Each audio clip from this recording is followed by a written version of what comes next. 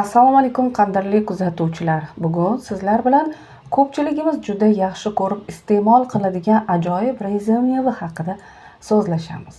Xushbo'y qulupnay eng foydali reza mevalardan biri. Uni to'g'ri tanlay bilinsa, odam organizmiga ko'p foyda keltirishi mumkin.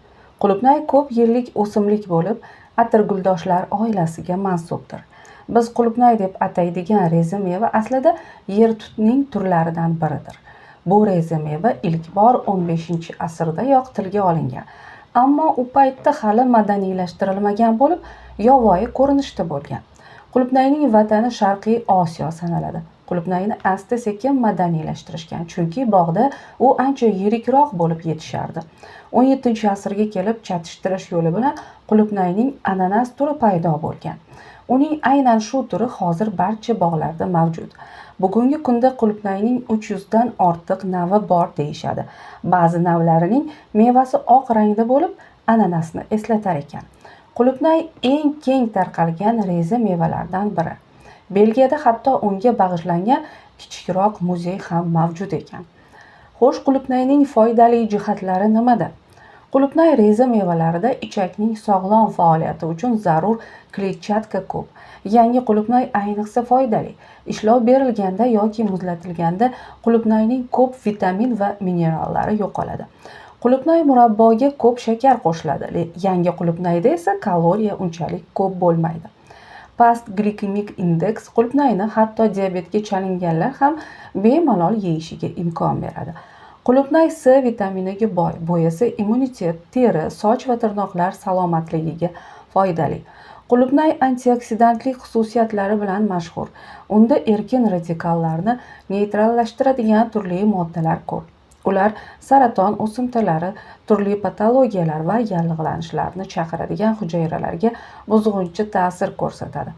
Ellagen kislota, flavonoidlar, xususan antioksidanlar bakteriyalar ko'payishiga to'sqinlik qilib, yallig'lanish jarayonlarining oldini oladi. Reza mevaning qizil rangi aynan antioksidanlar bilan bog'liq. Xo'p, foydali jihatlarini bilib oldik. Zararli tomonlarichi? Hamma narsa me'yorida yaxshi. Odatda qulupnay ziyon keltirmaydi. Ko'pincha ziyon reza mevaga ko'p sepiladigan shakar yoki yog'li qaymoq tufayli bo'ladi. Shunda desertning kaloriyasi ko'payib ketadi. Qulupnay bu kuchli allergen. Bu uning asosiy salbiy xususiyati. Agar bola bu reza meva bilan hali tanish bo'lmasa yoki allergiyadan tez-tez qiynalsa, qulupnayni ehtiyot bo'lib berish kerak. Dietologlar shuningdek tarkibida kislota ko'pligi bois gastrit, yara kasalligi, sistit, podagra zo'rayganda qulupnay iste'molini cheklashni tavsiya qilishadi. Qulupnayni tibbiyotda deyarli qo'llashmaydi. Dorixonalarda qulupnay urug'laridan olinadigan moyni uchratish mumkin. U terini yaxshi namlantiradi va turli kosmetik vositalarga qo'shiladi.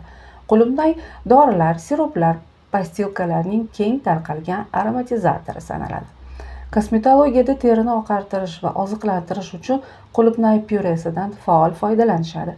Xalq tabobatida qulupnay barglari va ildizlaridan damlanadigan choy ommalashgan. Uni qum va toshlarni chiqarishga yordam beradigan siydik haydovchi vosita sifatida qo'llashadi. Oshxonada qulupnaydan qanday foydalanishadi? Bolalikdan sevimli shirinlik qulupnayli sut, shokoladli qulupnay, shuningdek ushbu reza meva solingan turli desertlar ham ommalashgan.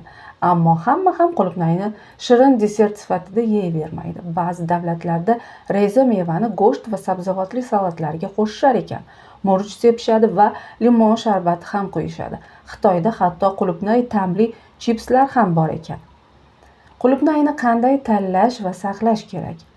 Qulupnayning hidini hamma biladi. Yaxshi reza meva chindan ham yorqin hidi bilan ajralib turadi. Shuning uchun xarid chog'ida albatta qulupnayni hidlab ko'ring. Quruq dumli reza mevalarni xarid qilmagan ma'qul. Bunday qulupnay uzoq turib qolgan bo'lib, tez suvi chiqib ketadi, hatto achib qoladi. Ezilgan, dog'lari bor qulupnayni sotib olmaslik kerak. Reza mevaning o'zini bu unchalik aynitmaydi, lekin ziyon yetgan joylarida hali ko'zga ko'rinmas bakteriyalar va zamburug'lar faol ko'payadi. Qulupnay juda qisqa vaqt saqlanadi. Sovutgichda quruq holda 3 kundan ortiq turmaydi.